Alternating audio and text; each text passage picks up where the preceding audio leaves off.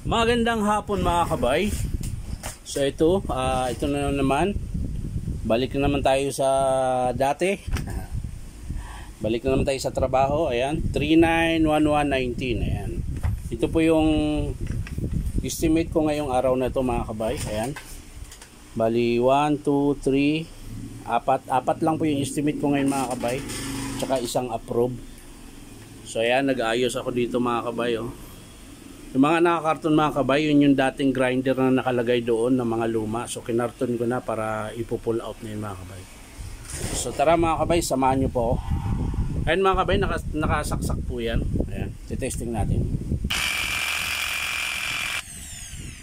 So yan po yung tunog niya mga kabay, mabagal na maingay. So titingnan natin kung anong dahilan. So tara mga kabay, samahan nyo ako. So yan mga kabay, nakakalas na po yung screw. Hugutin ko na lang.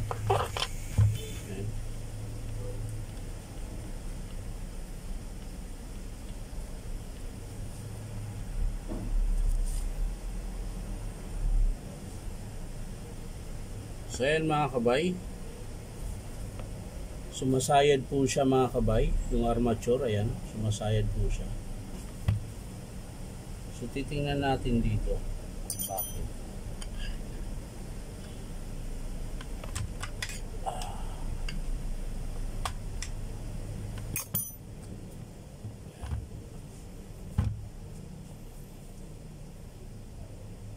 So dito sa field coil niya mga kabay, umuugong lang siya. So titingnan natin yung loob mga kabay.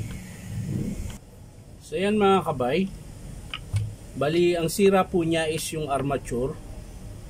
Ayan. Kaya po ganun yung tunog niya, garalgal na mabagal.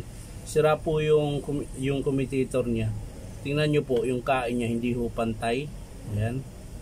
Merong makintab tsaka itim. Ayan. Dapat kasi niyan yung kain niya pantay. Ang kintab niyan dapat mga kabay, ito yung nasa gilid niya. Yan. Tingnan, pansinin niyo po yung sa gilid makintab, di ba? To. Yan. Dapat ganun po ang kulay dito sa gitna.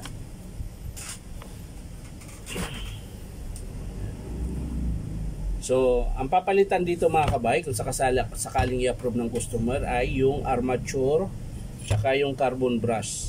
Ayun yung carbon brush niya mga kabay, iba po yung carbon na kinabit. So mahihirapan din kasi pag ganito mga kabay.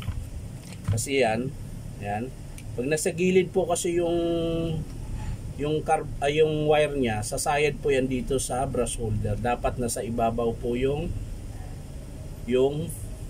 wire sa ibabaw. Para hindi po siya sasayad sa gilid.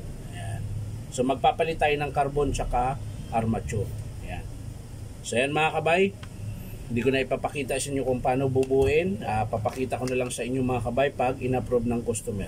So yan lang po mga kabay, maraming salamat. Bye bye.